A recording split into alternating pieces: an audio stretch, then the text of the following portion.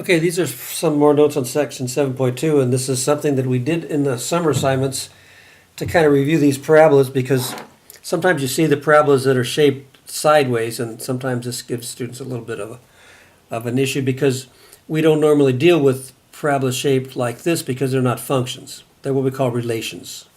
Okay, they're symmetrical to the x-axis, so they're not single valued, so they're not functions. Again, we call them relations, just ordered pairs. A lot of ordered pairs, but just ordered pairs. So sometimes we deal with these, and then we're so used to dealing with these standard parabolas, and we want to look at what actually is happening with these. So there's a little easier way to graph these or sketch these out, because sometimes we don't have a calculator and we have to sketch them out. So let's take a look at our regular parabola. This is y equals x squared plus 2, and sometimes we say it's positive, so it's shaped like a U. And in reality, probably should say it's open in the positive direction. It's open up, because that's positive. That's the positive direction is up here. And it's shifted up 2. And this is one y equals negative x squared. So that's open in the negative direction. Sometimes they say it's shaped like an N, but actually it's open in the negative direction, down. And this is shifted down too. Now, correspondingly, the same way when we have x equals y squared plus 2. Y squared is positive, so it's open in the positive direction. That's to the right. And in this case, it's shifted positive 2. To the right. And this one, x equals negative y squared minus 2. So that's negative, so it's open in the negative direction, and this is actually shifted 2 to the left.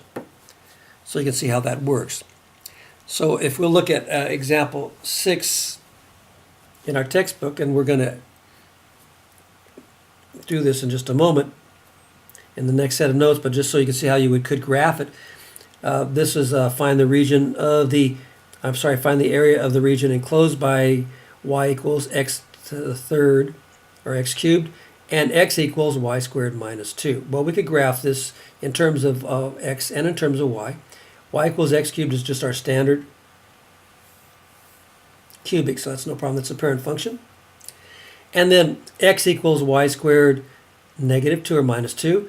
Look at this, y squared. It's going to be symmetrical to the x-axis, not the y-axis. It's positive, so it's open to the right, the positive direction. And it's shifted 2 to the left. So you can see your graph. So you could sketch this out without using a calculator quite easily. And here's your x equals y squared negative 2. And here's your y equals x cubed. Okay? And then we're going to talk about this and how to graph these with a calculator on our next set of notes. Just I wanted to go over and kind of review this, because we did have some issues in the past with students having some insecurities about how to graph these guys. Okay? Hope that helps. And we'll continue this example in the next video.